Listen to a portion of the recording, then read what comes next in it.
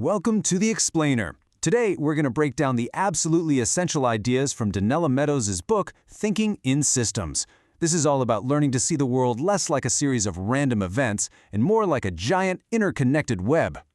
So, let's just jump right in with a question that I think we've all felt. You know that frustration, right? You work so hard to fix something, at your job, in your community, wherever, and it either pops right back up, or worse, a totally new problem shows up instead. Well, there's a name for this. Meadows calls it policy resistance. It's that feeling when your best efforts just seem to get absorbed or pushed back by some invisible force. And here's the key. That's not a sign you failed. It's a huge clue that you're dealing with a system. To get out of that cycle, we have to stop just reacting to what's on the surface. We need to start looking deeper, to see the invisible structure that's actually pulling the strings and causing the behavior in the first place. Meadows has this perfect analogy with a slinky. You ask someone, what makes a slinky bounce? And they'll probably say, my hand pushing it. But think about it. If you just drop the box it came in, nothing happens. The bounce, that behavior, comes from the slinky's own structure. And that's the big idea. Systems, in a very real way, cause their own behavior.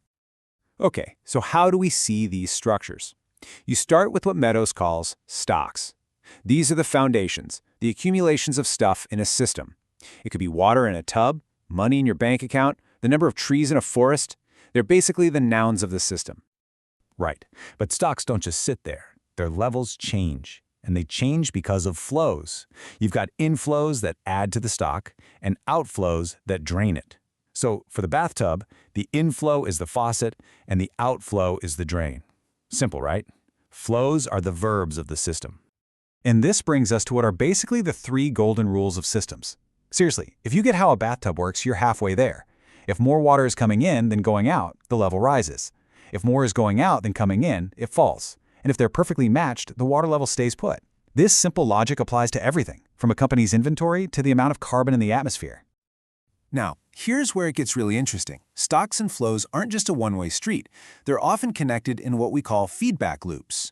This is when the level of a stock, say the money in your bank account, actually sends a signal that changes its own inflow or outflow. So the more money you have, the more interest you earn. That's the inflow, which in turn makes the stock, your balance, even bigger. And these loops really come in two main flavors.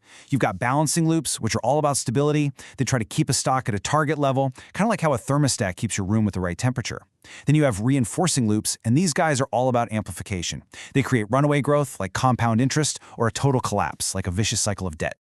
So when you start combining these stocks, flows, and loops in certain ways, you get these classic recurring problems. Meadows calls them system traps, and once you learn to see them, you realize they are absolutely everywhere. Let's dig into one of the most famous traps of all, the tragedy of the commons. It's a powerful story that explains why shared resources, from fish in the sea to clean air, so often end up overused and depleted. This quote just nails the core of the problem. It's this wild paradox where a bunch of people, each making what seems like a totally rational decision for themselves, end up creating a collective disaster that hurts every single one of them. So here's the logic behind the trap. Imagine a pasture that all the local herders share. For each herder, adding one more animal to their flock is a huge personal win. They get all the profit. But the cost, a slightly more chewed-up pasture, is shared by everyone. The connection between their action and the negative consequence is weak. So what does every rational person do? They add another animal, and another, until the whole pasture is destroyed for everybody. So, this is the big question, right? If you're stuck in a trap like that, how on earth do you get out? Well, the answer isn't to just push harder or double down. The key is to find the leverage points, those small strategic places in a system where one little push can create massive change. See, Meadows argues that most of the time, we're pushing in all the wrong places. We're trying to fix the symptoms instead of the structure. We're fiddling with numbers when we should be changing the rules of the game. Real power comes from knowing exactly where to intervene to get the most bang for your buck. And she lays out this incredible hierarchy. Down at the bottom, the least powerful thing you can do is change parameters, just tweaking numbers like budgets or tax rates. A step up from that is messing with the feedback loops themselves. Even more powerful is changing the actual rules of the system, the incentives and the laws. But at the very top, the most powerful leverage point of all is changing the paradigm. And that right there brings us to the most profound point in the whole book. The ultimate way to transform a system is to change the worldview, the shared mindset that created the system in the first place. So what's a paradigm? It's the set of deep, often unspoken beliefs a society holds about how the world works. Think of assumptions like economic growth is always good, or nature is just a resource for us to use. These beliefs are the source code for the entire system. They determine the goals, the rules, everything. Now here is the amazing, empowering part. While whole societies can take forever to change their paradigm, for an individual, it can happen in a flash. It's that aha moment, that sudden click in your mind when the scales fall from your eyes and you see everything in a new light.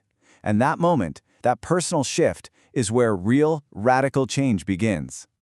So I want to leave you with this question. This way of thinking isn't just some abstract theory. It's a practical lens. It's an invitation to look at the stubborn, recurring problems in your own world, at work, in your life, and to ask yourself, what's the invisible structure that's really going on here? And more importantly, where's the real point of leverage to make things better?